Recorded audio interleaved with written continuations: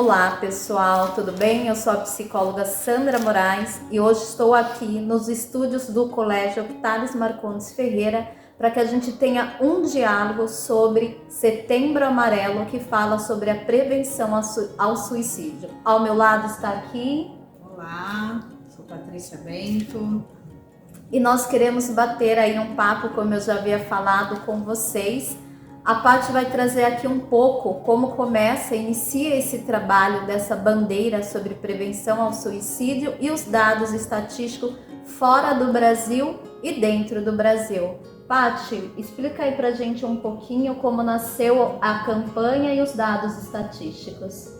Essa campanha nasceu em 2014, a partir do suicídio de um jovem norte-americano. É uma campanha séria, é uma campanha sensível e delicada, apoiada e ministrada pela ABP, Associação Brasileira de Psicologia, e pela CFM, Conselho Federal de Medicina. É muito importante a gente ter conhecimento, a gente ter informações e a gente ter dados para que a gente consiga ajudar, para que a gente consiga prevenir. Se a gente não tem conhecimento, se a gente não tem informação, pouco a gente consegue fazer. É importante dar um destaque para esses números, como a Sandra disse. Quando a gente fala de mundo, a gente tem por ano 1 milhão de suicídio no mundo. A cada 40 segundos, uma pessoa comete suicídio. Quando a gente fala de Brasil, a gente tem uma prevalência de 13 milhões de suicídio por ano. A cada 45 minutos, o indivíduo comete suicídio. Isso representa 3 segundos de tentativa. Então, a gente não pode desconsiderar que o volume ainda é muito grande. Apesar de a gente falar de uma extensão desta informação desde 2014, o volume de pessoas que cometem suicídio com êxito é muito grande. Paty, eu acho que é importante falar aqui quais são as causas, que levam a tudo isso. Tem 3 fatores que é importante destacar: o bio, o psíquico e o social. Quando a gente fala de bio, e tem outras causas envolvidas, fatores familiares, fatores sociais, culturais, mas quando a gente fala de bio, a gente pode ver questões relacionadas a corpo, a autoestima. Quando a gente fala de psicológicos, é importante destacar os transtornos depressivos, transtornos de humor, transtornos de alimentação. Mas as 3 maiores causas: depressão, bipolaridade e uso de substâncias químicas. Super importante. Pessoal, também há muito quando a gente está produzindo esse material aqui e usar essa palavra suicídio, e a gente falou, nós temos que normalizar esse diálogo e falar de algo que é tão importante e utilizar essa palavra em si. E com esse espaço de diálogo e de fala, a gente quer desmistificar muitos mitos que tem. E quais são esses mitos, Patrícia? Porque tem muito mito, em torno de tudo isso. Quais são eles? Eu quero destacar 3 mitos também, Um dos mitos a gente ouve falar bastante: quem fala que vai se matar não se mata. Se mata sim, se mata também. E a gente não pode negligenciar esse fato. É um dos primeiros sinais, é um dos primeiros pedidos de ajuda. Então, se um indivíduo disser para você que vai se matar, é um sinal de alerta. O segundo mito é a gente entender que o indivíduo está melhorando e que ele não tem mais riscos de suicídio. Ele está melhorando, não significa que não precisa de um acompanhamento, de um olhar sobre isso. E o terceiro mito é: quem tentou suicídio, tentará suicídio a vida inteira? Por vezes não. Se ele tiver inserido em um processo de acompanhamento, de tratamento, em grupos de apoio, se tiver uma rede de apoio familiar para auxiliar, então, por vezes, ele não comete mais suicídio. Então, não necessariamente, se ele cometeu suicídio uma vez, ele cometerá sempre até ter êxito, Vai depender de todo o cuidado, de toda a assistência, de todo o apoio, todo o suporte que ele tem para que isso não aconteça. Importante a gente falar, Existe outros, mas a gente não vai detalhar. O nosso espaço aqui hoje é bem objetivo e curto. Nós iremos falar agora um pouco sobre os fatores de proteção. Quais são os fatores de proteção? Muito importante, Sandra. Primeiro, a primeira rede de apoio é a família, né? A gente precisa estar muito atento aos sinais. Depois, a gente precisa destacar e ressaltar as questões de autoestima deste indivíduo. É muito importante entender e olhar quais são as projeções. Tem perspectiva de futuro? Fatores de religiosidade, inserção em grupos terapêuticos, grupos de apoio, são fatores de proteção.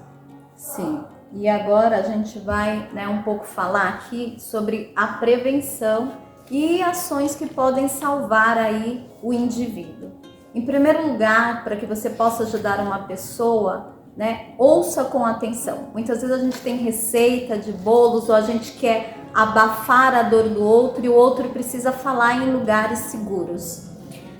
Não julgue ou não tenha preconceito em relação a isso. Como eu já havia falado, não dê conselhos, mas se coloque à escuta de tudo isso. Mostre para alguém mostre para essa pessoa que está adoecida e precisa desse espaço de fala, que ela pode confiar em você e que você vai ter respeito em relação à situação. Não mude do assunto, a gente quer mudar. Eu sei que incomoda falar sobre finitude, eu sei que incomoda falar sobre essa situação de suicídio, mas ela é necessária e ela salva vidas. Não ria ou faça piadas com isso. Não hesite em questionar abertamente e diretamente a ideia de suicídio. Você pensa em morrer? Muitas vezes a gente tem que fazer essa pergunta para alguém que está ali tão adoecido emocionalmente, se ela tem pensamentos suicidas ou se ela tem tentativas. Isso é uma maneira de auxiliar, para salvar as vidas.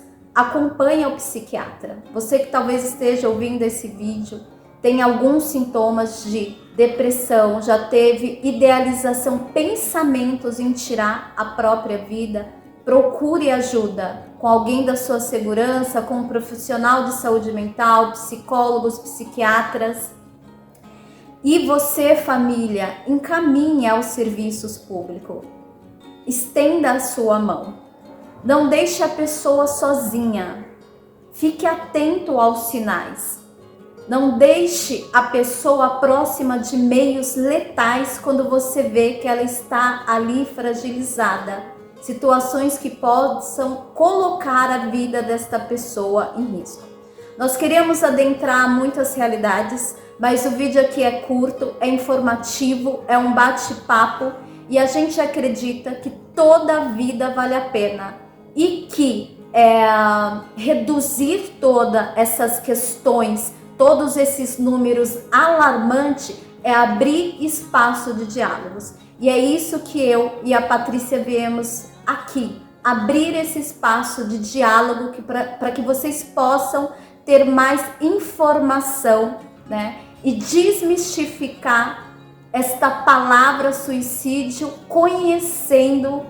E o conhecimento nos leva aí a gente ter cada dia menos, essa situação no Brasil e no mundo. Fica aqui o nosso abraço, também enfatizando, eu vou entregar agora a fala para a Paty, que ela vai falar aí um espaço seguro que nós temos na nossa paróquia Santo Eugênio de Mazenô, na comunidade periférica local do Parque Santo Antônio, Zona Sul de São Paulo, Santo Amaro, onde nós temos um projeto maravilhoso chamado Reconstruindo Histórias e que ele vem como esse espaço de apoio e de segurança. Paty, é com você, eu vou deixando aqui o meu salve para toda essa galera, um abraço e em breve nós nos veremos novamente.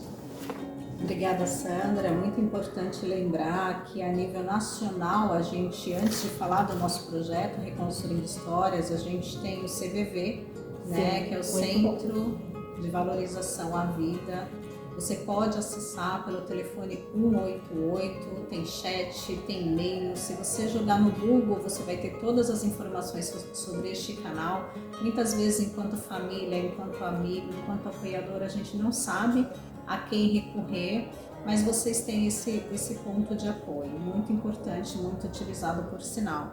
Quando a gente fala de grupos terapêuticos, Sandra e eu temos um Reconstruindo Histórias, como ela disse aqui, na região sul do estado de São Paulo, periferia da Zona Sul, Santo Amaro, acontece todo primeiro sábado às 16 horas no Salão da Comunidade Verbo Divino.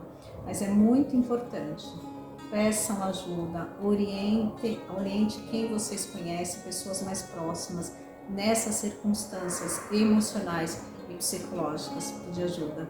Agradeço o espaço, foi bom estar aqui com vocês. Até o próximo vídeo. Tchau, E eu convido a Paty para que juntas a gente possa falar essa frase tão impactante. Paty, toda vida vale a pena ser vivida. Tchau, tchau, pessoal.